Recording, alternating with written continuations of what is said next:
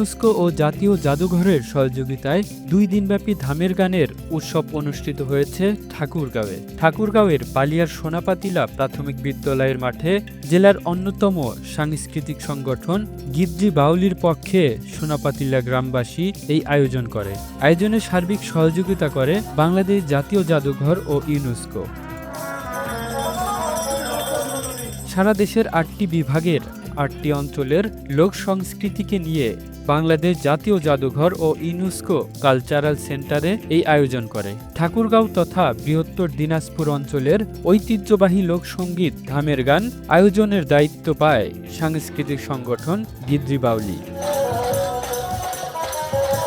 অনুষ্ঠানে বাংলাদেশ জাতীয় জাদুঘরের পক্ষে ডক্টর শওকত ইমাম খান, আব্দুল হাসনাত, ফজলে রাব্বি, মাজহার রহমান শাহ এবং গিদ্রি বাউলি সাংস্কৃতিক সংগঠনের পক্ষে প্রখ্যাত চিত্রশিল্পী কামরুজ্জামান স্বাধীন, সালমা জামাল মৌসুম ও সাঈদ উপস্থিত ছিলেন। অনুষ্ঠানটি উপভোগের জন্য দর্শকের ছিল উপচে পড়া ভিড়।